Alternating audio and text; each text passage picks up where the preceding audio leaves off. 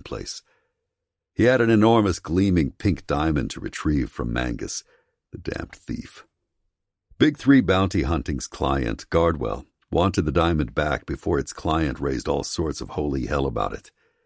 That would ruin its reputation as being the only security transport company to never have anything stolen from them. Glancing around, he noted briefly the smattering of people in the bar. It wouldn't get busy till later, which is probably why his informant told him Mangus would be here early. Taking a seat at the bar, the bartender, who was also his friend, Derek, jerked his head to the right but kept on wiping the bar down. Usual? Yeah. His eyes traveled in the direction of Derek's nod. In the back of the bar, where the booths were lined up along the wall for diners, sat a man wearing a baseball cap that boasted Dodgers. Derek set his drink, which in reality was tea poured in a bourbon glass, in front of him on a napkin. Dodge met Derek's gaze and listened as his friend said, "Back booth, baseball cap, sexy brunette with him." Lifting his drink to his lips, his eyes sought out the brunette with Mangus.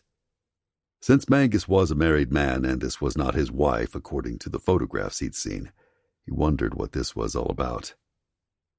The dark-haired beauty threw her head back and laughed, and Dodge was mesmerized by the sound. Damn woman had no idea what she was getting herself into. Derek came back around after delivering drinks to other customers and laid a menu on the bar. Did the brunette come in with him? Nope. She was here by herself. Began shooting pool with those guys in the back, kicked their asses, and then made her way to your friend. Women. It was difficult to trust them in the best of circumstances. He'd learned that a long time ago. The brunette stood from the booth and jutted her spectacular breasts out, which not only got Mangus's attention, but his too. He may not trust women, but he sure did love to look, touch, and feel them. She picked up Mangus's glass and sauntered her sexy ass to the bar. His eyes darted to Mangus and noted that he watched her ass as she walked away from him.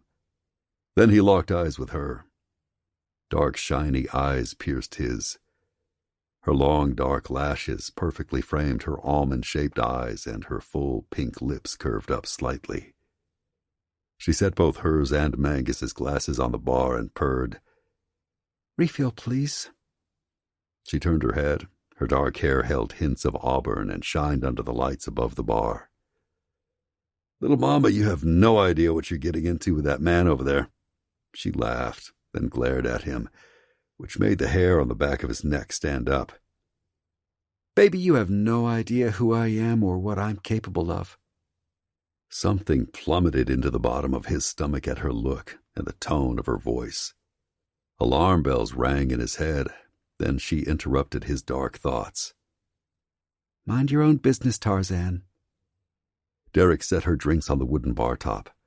She reached into her back pocket, pulled out a $20 bill, and handed it to him. "Keep it. I'll be back for more." She picked up her drinks and, without another glance in Dodge's direction, her sexy ass moved away from him and back to Mangus. Derek's chuckle caught his attention. The stupid dimple in his cheek that the women swooned over practically pointed at him and mocked him. "Man, she burned you good." "She didn't burn me." Derek laughed out loud then. "She so did, bro." He walked to the other end of the bar to tend to customers, leaving the view open to watch Mangus and the hot little mama with the sassy mouth. Having Derek refill his tea, he continued to look like a bored patron and tried not to stare at Mangus and his date. Suddenly, Mangus reached across the table and grabbed a handful of her gorgeous hair, jerking her head back. He leaned forward and said something to her, jerked again on her hair, then released her. He sat back, the snarl on his face disgusting. The hot little mama frowned, then quick as the flip of a switch, she smiled. Dodge stood and made his way to the back of the bar and to Mangus. She didn't know what she was getting into. That is no way to treat a lady. The slow, deliberate turn of Mangus's head almost turned his stomach. This was not a man who was used to being told what to do. "That's so?" The question hung in the air like a thick cloud. "Yes, that's so." He turned to the dark-haired woman and locked eyes with her. "You could leave here and I'll make sure he doesn't follow you." She scoffed, then in a low, measured tone said, "Mind your own business." His brows furrowed and his back straightened. "Seriously?" "Yes." Her lips barely moved. Mangus took that moment to further her comments. "You need to go back to the bar and wallow in your pity party. You have no idea what we're all about." Locking eyes with Mangus, he waited a beat, neither man looking away and neither one giving in to say anything further. The size-up continued until the hot little mama broke the silence. "Go on and drown your sorrows, Tarzan. We're all good here." His eyes slid to hers, held a beat. Then he turned and stalked to the bar. Resuming his position, he lay his phone on the top of the bar in front of him and tapped his microphone button. Recording a message to himself for later, when he wrote up his report, his eyes scanned the room and noted two things. The men in the back that had been shooting pool with the crazy-ass woman with Mangus had all left, and the bar began filling up with the after-work crowd. Noting the time on his phone as 5:30 p.m., he prepared to settle in for a long night. Then an opportunity presented itself. The hot little mama sauntered past the bar and toward the pool tables. The copper cup was shaped like an L, with the booth Mangus occupied on one end and the pool table in the back at the other end. The bathrooms were also just past the pool table, and then the back door.